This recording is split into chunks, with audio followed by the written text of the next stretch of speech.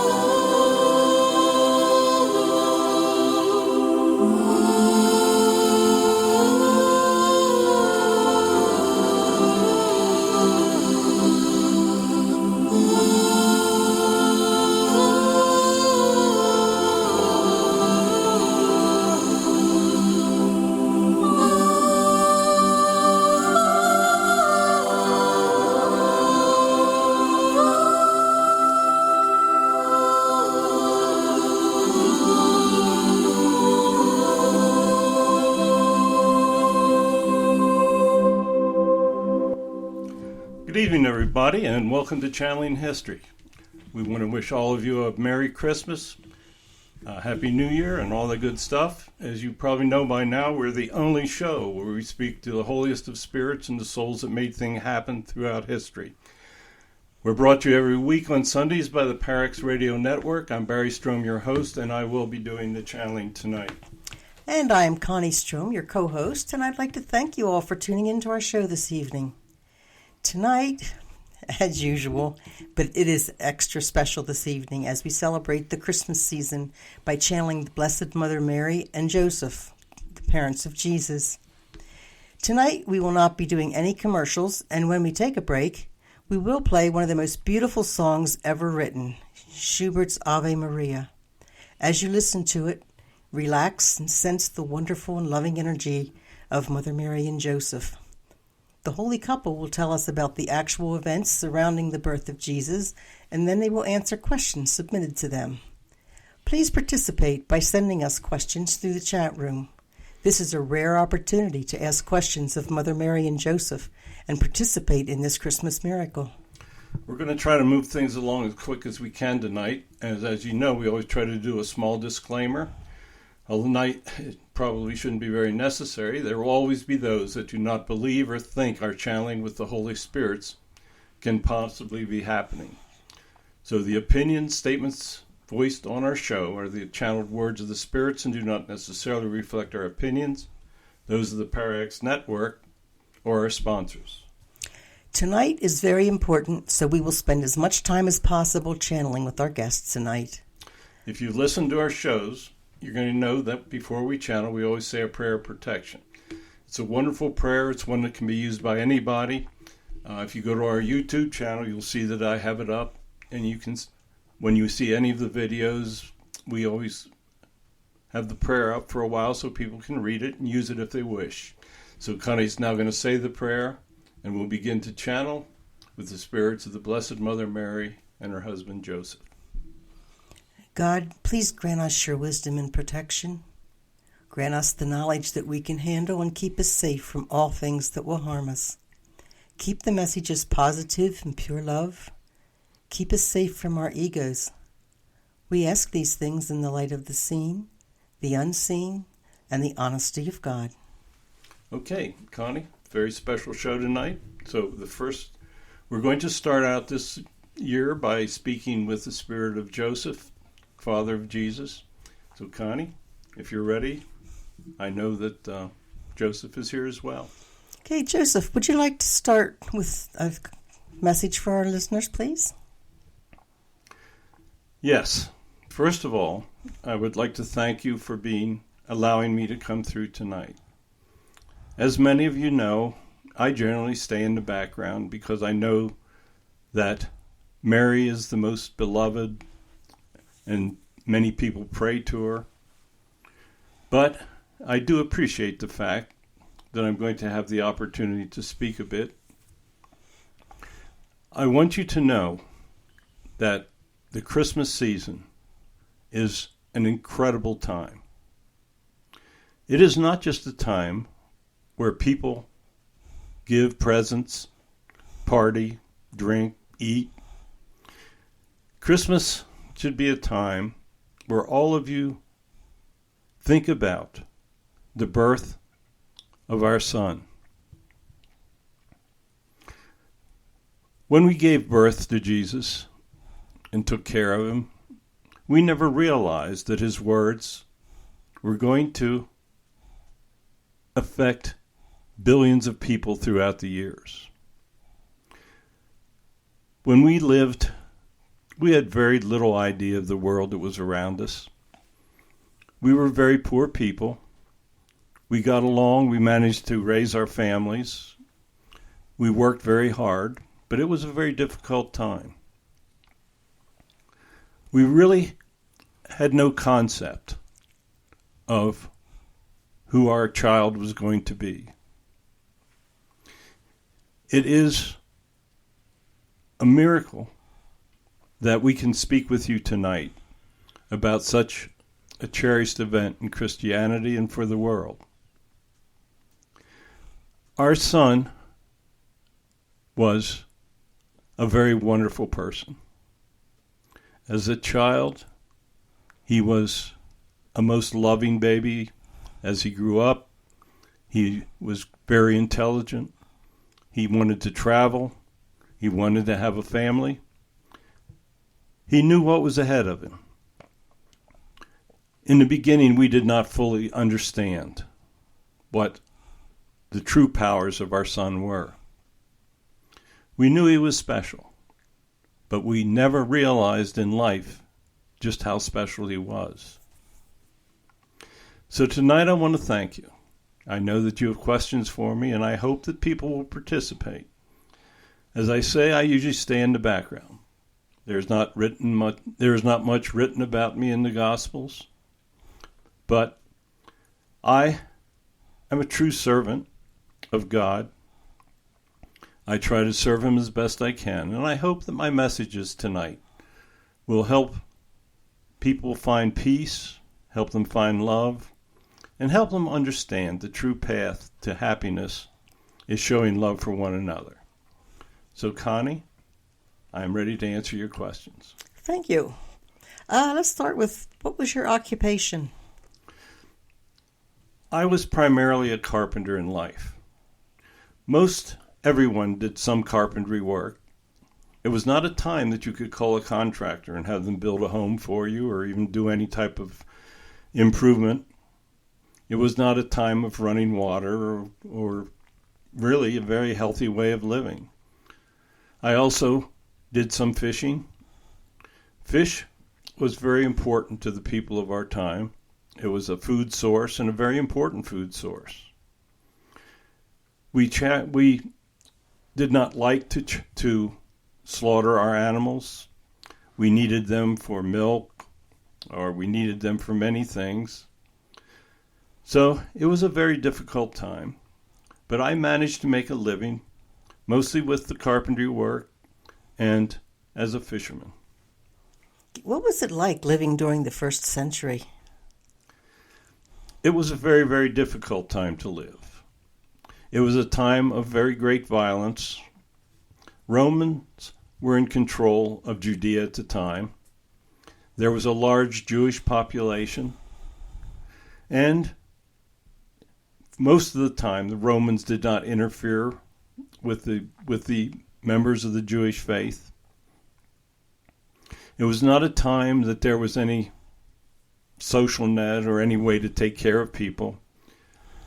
If a woman lost her husband, it was often very, very difficult for her to get along. If she didn't have to have a family that cared for her, Quite often she would have to turn to something like prostitution or do what she had to raise her family. It was truly a very difficult time. The Romans worshipped many different gods and idols. It was a time that much was taking place. It was a time of change, and it was a time that obviously God chose to reintroduce the concept of a single deity in contrast to the way the Romans worshiped. How did you meet Mary? Mary was a member of a family of which we were friends. From childhood, I knew that she was a very beautiful woman and that I loved her. When we were old enough to marry, we did, and she was the love of my life. She still is, even here on this side. We spend much time together. And keep in mind, in those days, most of the introductions were made between families. There was no radio, internet, or any way. It was actually a very simple time. How long were you two married when she gave birth to Jesus? When she gave birth to Jesus, we were married about 8 years. Okay. According to our modern calendar, in what year was he born? Jesus was born in what you would refer to as the 4th or 5th century BC. He was born in the time of Herod the king. And Herod died in 4 BC. Jesus was born before the death of Herod, obviously, because Herod indeed wanted to try to kill the baby. Herod died a very violent death. He suffered much, and it was part of the karma that he created for for killing so many of the children of Judea. Okay, we have a quick question from one of our listeners. How old was Mary when you two got married? Mary was 14 years old. Okay. How did you find out that the baby was going to be so very special? We had angels come to us. When we realized that Mary was with child, she and I both had angels appear to us and tell us that the child that was going to be born was going to be very, very special. Okay. How old were you when he was born? When Jesus was born, I was 23 years old. Okay. Did you and Mary have any children besides Jesus? Yes. Prior to the birth of Jesus, we had a daughter. She was a very wonderful child. And after the birth of Jesus, we had a son. So Jesus actually had an older sister and a younger brother. Okay, we have another quick question out of the chat room. Was that the first time that angels came to you in your life, when they came to tell you about Jesus? We had seen angels before. We had dreamed that they had come to us in our dreams.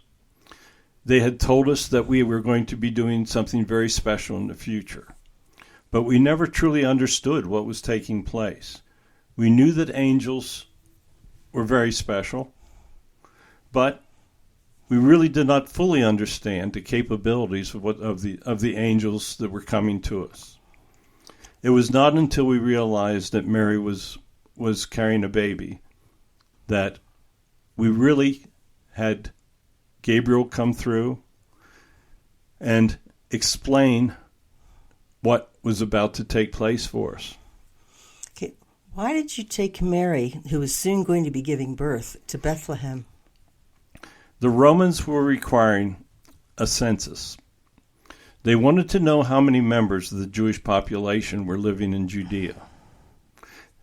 They had plans that they wanted to tax the Jewish population, and they wanted to know just how many there were. So they required that all citizens of the area would check in and be registered.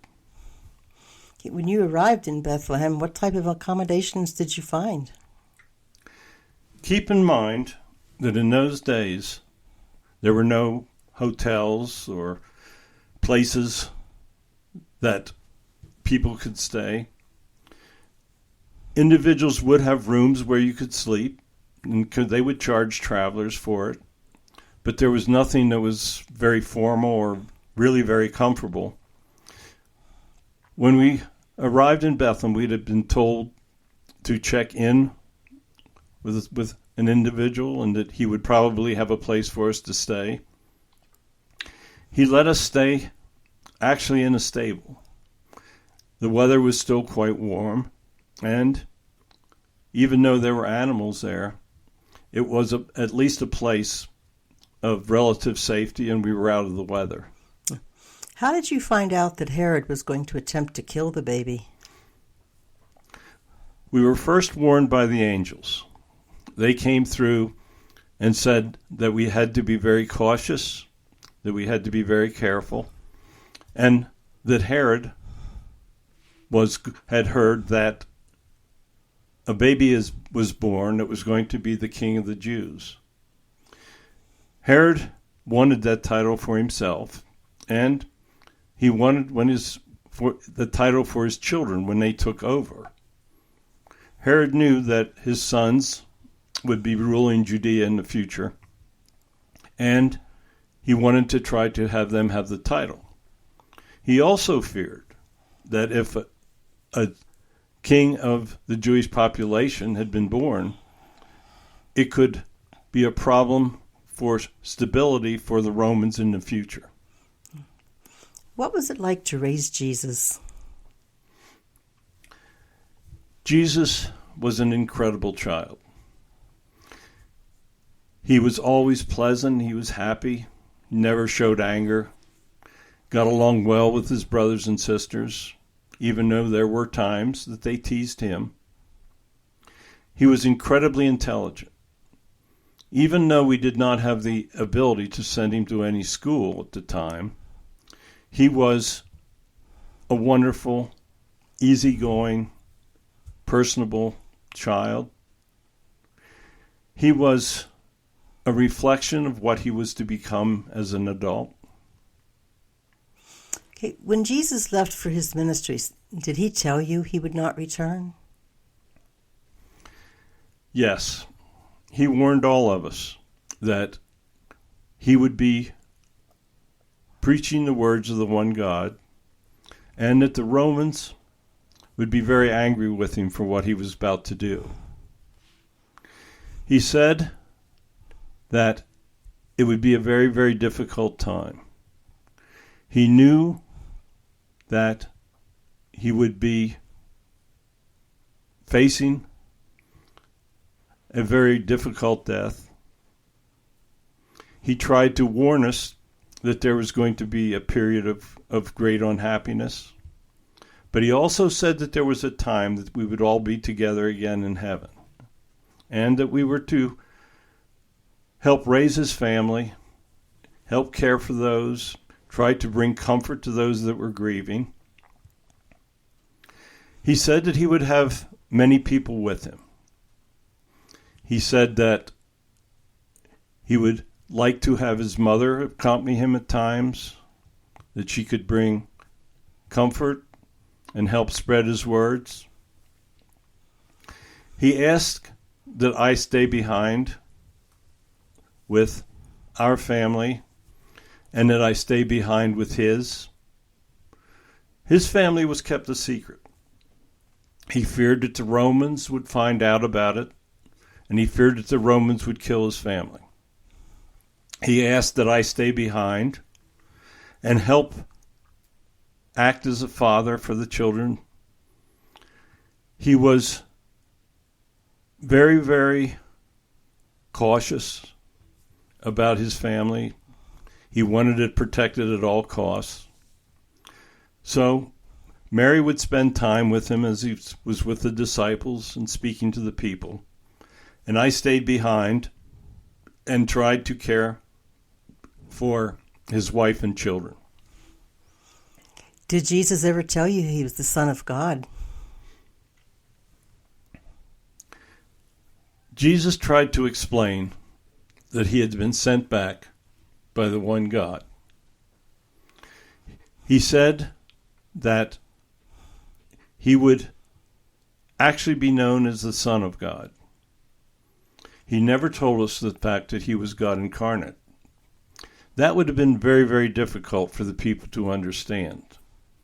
And I think he realized that if he spoke as a God, it would bring out the anger of the Romans even more than what his preachings turned out to do.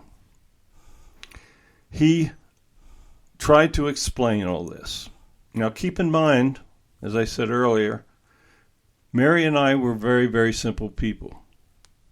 We did not understand a lot.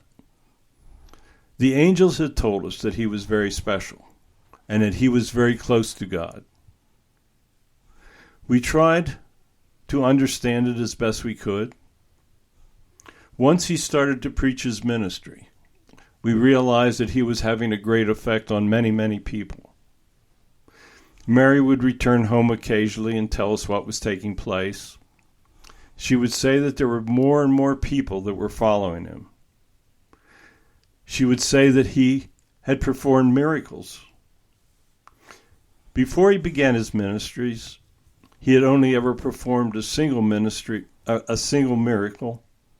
and that was when his wife Toba had collapsed, and he cured her of her illness. That was the first time that we had ever really seen what he was capable of. Okay, when he told you that he was the Son of God, what did you think? To be honest, we really did not know what to think. We were of Jewish descent, so we did understand the concept of a God. We understood that the Jewish faith was looking for a Messiah to return to them. We contemplated the fact that perhaps our son really was the Messiah that the Jews were waiting for. We had very mixed emotions about it. To be honest, it was something that was very, very difficult for us to understand. That's understandable. Could you tell us more about the family of Jesus, Toba, and his children? Jesus married a wonderful girl named Toba. They lived together in happiness for over 8 years. They had 5 children. They had a daughter. They had 4 sons. We were very close to the family because, as I said, when Jesus was on his ministries, he asked me to stay with them, to guide them and act as their father. All of the children were never part of the ministries of our son. He wanted them to remain separate for their own safety. He felt that if they became involved with the ministries, that the Romans would react badly to them. The children grew up, raised families of their own, and were very, very good citizens. Okay, after the crucifixion, I believe you said that you did help take care of his family. How did you explain to the children that their father was not there with them anymore? Mary returned after the crucifixion to the family, and she told them that the Romans had killed him for the words that he was speaking. It was very hard on the children at the time, but we did our best. We explained that he had been a wonderful, wonderful husband and father, that his words were going to be very important to many people. After the death of our son, we had to assume the financial responsibilities. Toba's parents had some wealth, and they contributed to the raising of the children as well. We tried to stay very close to them. After the crucifixion, we moved them further away so that the Romans would not associate the family with Jesus. We did the best we could, and I think that it all turned out as well as it possibly could. How old were you when you passed? When I passed, I was 71 years old. I died a normal death. My health just simply failed because of age. But I was 71. I know that my time of passing was exaggerated in the Gospels, but that was not accurate. Okay, would you like to give a final message to our listeners, Joseph? Yes. Thank you for listening to me. I hope that my words will help bring some happiness or information to those of you that are listening. I want you to understand that Barry is truly speaking the words of the Father of Jesus. I want you to go forward in this wonderful season. I want you to show love to others. I want you to focus on not showing anger or hatred. I want you to help someone. Make it a point to go out and choose at least one person that you know is hurting. Maybe to someone who is very lonely. Christmas can be a very difficult time for many people. It can be a time of loneliness and sorrow. Perhaps there's someone that you know that has lost a loved one recently. Do what you can to try to help others. So with those words, I'm going to leave you. I know Mary is here, and I know that she will soon have a message for you as well. So goodbye. Thank you. We bless all that are listening tonight. We bless all that have the love of God in their hearts. And we bless all of you. We hope that you will follow the teachings of my son. Have a wonderful Merry Christmas. And remember that Christ is the reason for the holidays. So goodbye and thank you. Thank you, Joseph. Okay, let's take a small break here, and we're going to play a wonderful piece of music for you.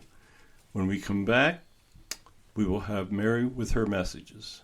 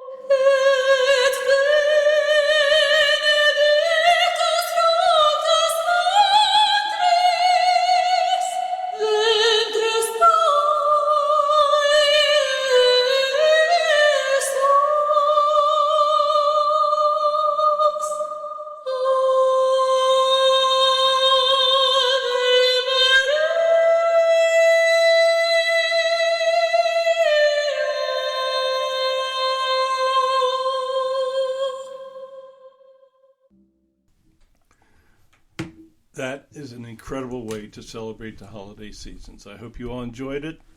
And now it is time for us to channel with Mary, the Mother of Jesus. Mary, good evening, and thank you for coming along with Joseph. Would you like to begin with a message? Yes. I want to thank all of you that are listening to me tonight. I know that there are many of you that pray to me. I know that there are many of you that honestly feel love for me in your hearts. I hear all of your prayers. I know that many of you are troubled. I know that many of you are suffering. I also know that there are many of you that are helping others, that are trying to do good and are trying to follow the true teachings of my Son. When I lived, I really never realized the incredible impact that the words of my Son would have on the world. I knew that he was a very wonderful person. I knew that he spoke the words of the one God. I know that he spoke the words of love. I knew that he spoke words that never showed anger, never showed hatred, never even showed bitterness towards the Romans, even though he did fear them, and he realized that when his life would end, that it would be at the hands of the Romans. I want all of you to realize that it is possible to love one another, to coexist, that it is possible that humans can truly follow the words of God. I was incredibly blessed to be able to give birth to the baby Jesus. It was an incredible moment for Joseph and myself. It was a time of great joy. It was a time of celebration. But it was also a time to realize the importance that the life of our son be preserved and that he would be able to have time to deliver his wonderful messages. I want all of you out there to understand that we truly do love each and every soul. We love those of you that believe and pray to us, and we even love those of you that do not believe in us. We know that there will be a time that you will return home, and you will truly understand that God does exist, that the true way to happiness is to follow his teachings, and that there are many opportunities for humans to use their free will to do wonderful things. So I know there are questions that people would like to ask.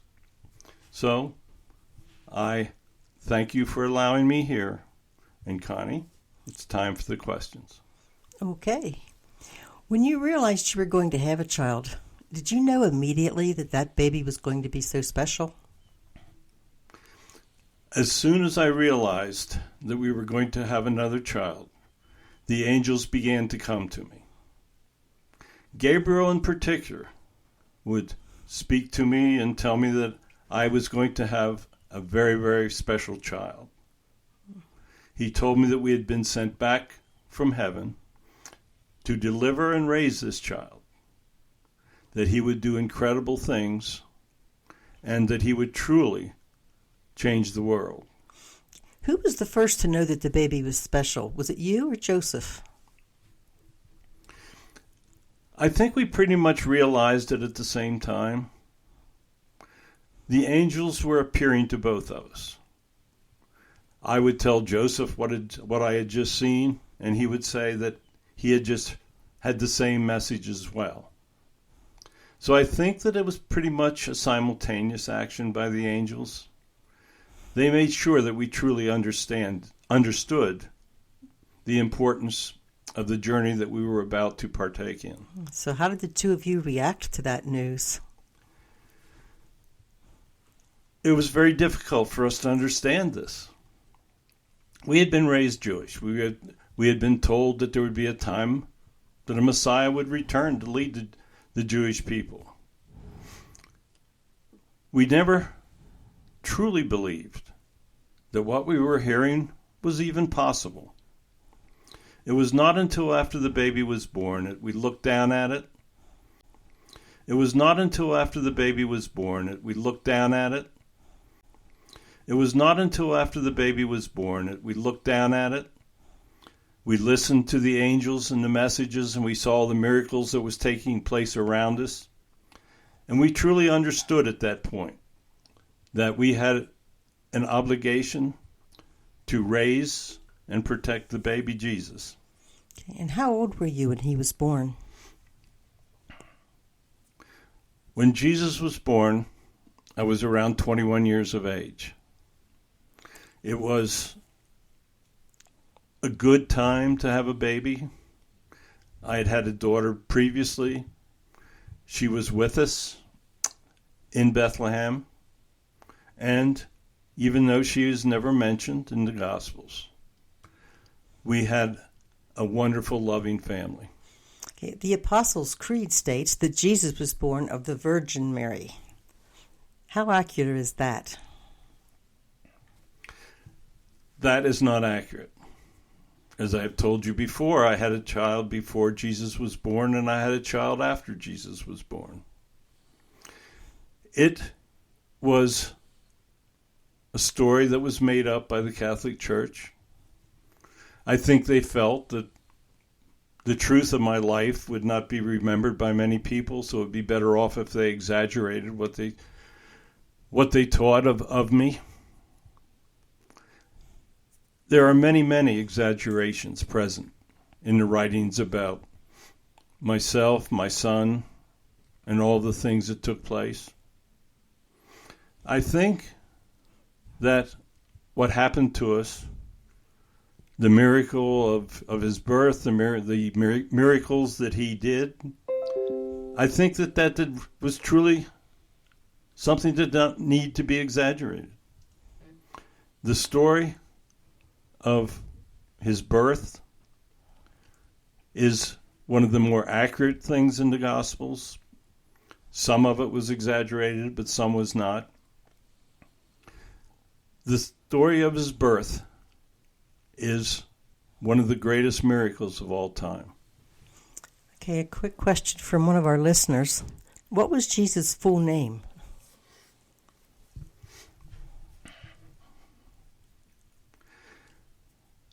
We called him, and I'm going to tell you this in English. We actually referred to him in the beginning with his father's name. He was the first male child in the family. And in the beginning, we called him what would be translated as Joseph. As time went on, he was called many, many things. But the name, he was Yahweh to some, he was Jesus to many. Many of the names were changed through time. What is important is that you remember who he was and not any of the names that we would have ever called him. That's true. So the Catholic Church believes that you led a life without sin. Would you like to comment on that? I led a normal life. There were things I did that were not considered proper. There were things that I probably did that would be considered sins. We led a very good life, but it was a normal life. It was a time when we had many, many choices in life. We had to do what we had to do to preserve our child. Some of the decisions that we made may not have been correct, but we truly did not live a perfect lifetime. There were times that Joseph and I would have disagreements. He would want to do one thing to protect the child, and I perhaps thought something different. So we had disagreements like any other normal person. There were times that we tried to have Jesus do things that he did not want to do as he was growing up.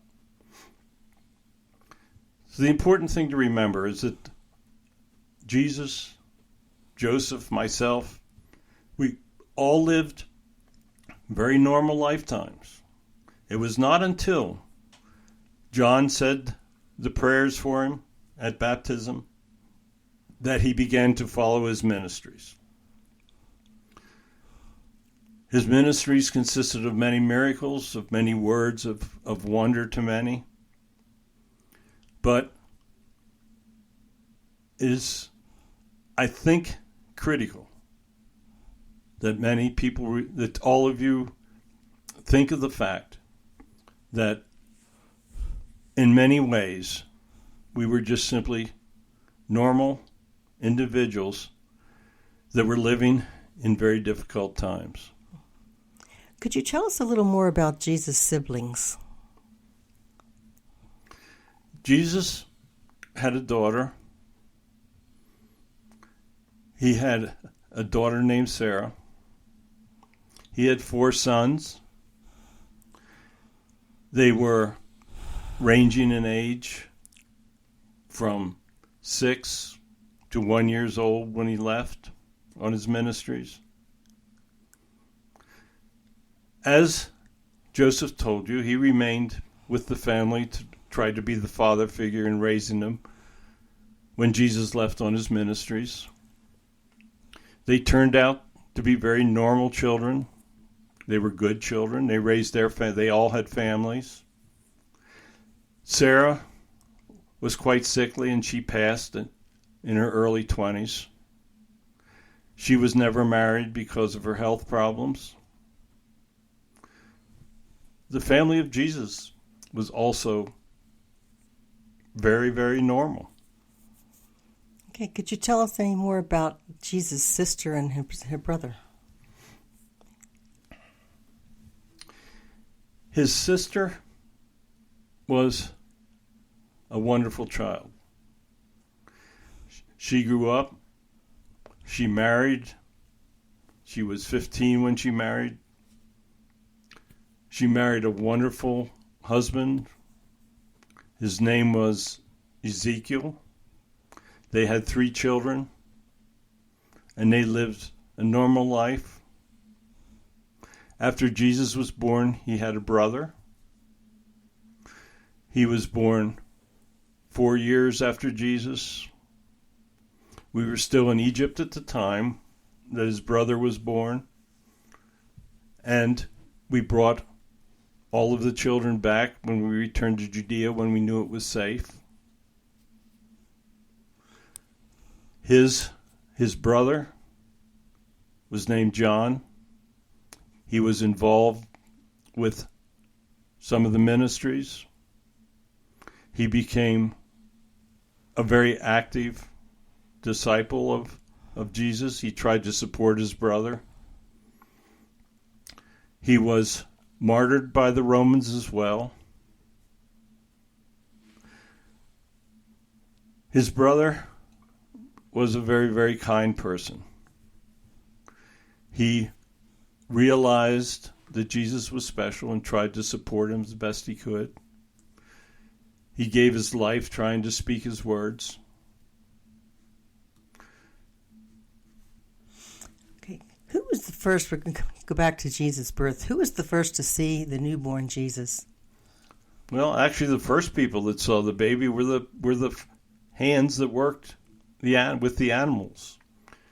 Keep in mind, we gave birth in a stable, and many of the individuals that worked for the individual that owned the stable, they were very good people. They were common. They looked adoringly at the new baby, And I think they all realized just how special this small child really was. And how did the shepherds find out about the baby? Word of mouth. The individuals that worked there went out and told others that this wonderful baby had been born, that when you looked at it, you could just feel love from the child, that you looked into its eyes, you would see a beauty that was not thought of before. It was mostly simply through word of mouth that the shepherds found out. Okay. Were they aware that he was something special? The hands that told him said that they felt that this was indeed a special baby. We told the people that we felt that he was a very loving and special child as well. And I think that is what the topic of conversation with the others was. So after baby Jesus was born, did you find better accommodations? The individual that owned the stable had some spare rooms, and when they became free, he let us move into those. So we remained there for multiple months, and after the birth, things did become much more comfortable for us. Was there really a Star of Bethlehem? Yes, but what it was actually an alignment of the planets. God had seen fit to time what was happening with the birth to a time when what you referred to as the morning star and another planet aligned to give a great brilliance, and it appeared that it was over the town of Bethlehem. Okay, could you tell us about the arrival of the wise men? The arrival of the wise men was one of the most amazing things involved with the birth of our son.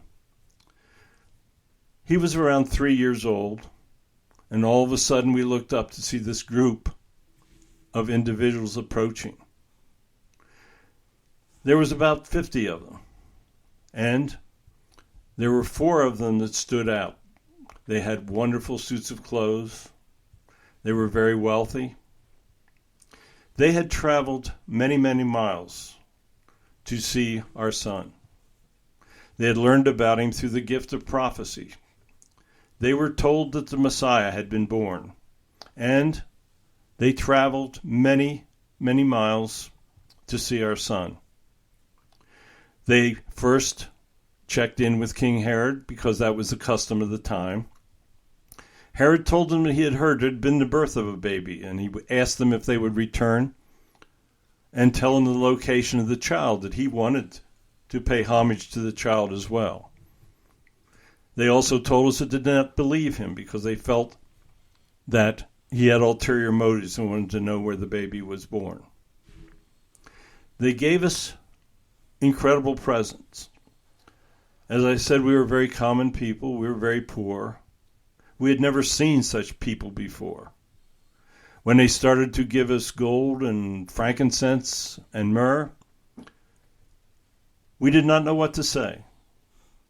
They said, "Here, use these presents and let them pay for the growth of the child. We know that you need to leave. You need to protect the baby at all costs. You will have expenses. Use these presents to pay for the journey, to keep the child safe." It was all the plan of God. These wonderful men came to us and gave us what we needed to flee and to protect the baby. Okay, could you tell us about your journey to Egypt? We used the money that we had, some of it, to purchase donkeys. We loaded our possessions that we had, and it wasn't much, and we started to travel towards Egypt. The angels protected us. They cleared the way. They allowed us to find a place to live. They told us that we would be safe there, and they told us that they would tell us when it was safe to return to Judea. It would not have been possible without the gifts of the wise men. Okay, we have another question out of the chat room. Do any modern-day descendants of Jesus have any special abilities? there are indeed modern day ascendants of our children. But there's so much time has passed that there's no way of ever knowing who they are. What is more important is that God sends back souls with special abilities. He does that to spread his words, just the same as he sent us back to protect the baby Jesus. But there are truly people that are descended from the bloodlines of our son. What was it like to raise Jesus? It was an incredible experience. He was such a wonderful child. He was so intelligent. He just showed love for everyone. He was always happy. He never showed anger. It was just simply a wonderful experience. Okay. How old were you when you passed? I passed at the age of 61. I passed before Joseph left. I had time to help raise his family, and I had time, when I accomplished all that I was sent back to do, I returned to heaven. What advice would you give to our younger generations today? I would advise them to follow the teachings that God is giving them. I would advise them to educate themselves well, to have open minds, to learn to understand the truth. And I would tell them that many of the things that they hear is not true. They need to understand that the younger generation always controls the evolution of the future. They need to focus on the love of God, love for others. They need to learn to coexist, or it is quite possible that humans will cease to exist in the future. Okay. Sorry, I've run out of time for asking any more questions out of the chat room. So, Mary, would you like to give a final message to our listeners? Yes. I want to thank all of you that are listening to me. I want you to have a wonderful Christmas season. I want you to truly understand that Christ is the reason for Christmas. I want you to understand that it is a time to show love to your family. I want you to understand that it is a time that you must cherish those around you. Remember that human lifetimes are very short. Do not waste that time. Tell your family members that you love them. Show love to others. Tell others that they need to show love. During this season, find individuals that are having trauma in their lives, that are suffering from loneliness. Remember that the current pandemic has caused many, many problems for people. Think how you can help those people. Think how you can do as much for others as you can. There are many, many things that you can do that will bring happiness. I can assure you that the main key to happiness is having the love of God in your heart. If you truly have that love, then much of the decisions that you make will be based on that love. Remember that you have been sent back to learn lessons and to exert free will. You can use that free will to bring good things and happiness to others, or you can use that free will to follow a path of greed, to look for power, to be able to hurt others. Free will can be a good thing or it can be a terrible thing. As you celebrate this Christmas season, focus on how you can use your free will to help others. There are many areas of the world where hatred is so intense that it seems like there can never be a way of coexisting. The place where we raise our child is an area of great hatred. It is a place where individuals have got to learn to love, or they will possibly destroy any hope they have for the future. So today I want you to know that I and Joseph bless all of you that are listening. We ask that you help spread our words. We ask that you show love, and we ask that you try to help your neighbor. My son always says, do unto others as you would have them do unto you. That is the basis of all the great religions of the world. Follow those words, and you will never have to ask for forgiveness. So I'm going to leave you now. Joseph and I thank you so much for allowing us to speak. Thank you. Follow the words of my son. You will never go wrong, and they will lead you to great happiness. So, blessed are those that follow the words of our son. Goodbye. We will return to you again in the future. Remember that if you ask for me in prayer, I will hear you. And remember that my son truly lived. And he died, he resurrected, and he left the words that was to change the world. Goodbye. Thank you so much, Mary and Joseph. This has to be the best Christmas service ever. Yes, thank you very much for that. That was incredible. Okay, folks. Next week, we're going to be interviewing the spirit of Paul Newman.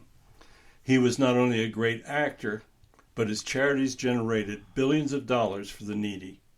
He is a wonderful example of giving and of the way Christmas should be. As we begin this Christmas week, Connie and I would like to wish you all a blessed and Merry Christmas. Make it a time to hold your loved ones close and focus on all the blessings in your life. It's been a rough year for all of us, but we all have to pray for a better future. Have faith in what you heard tonight and know that things will improve.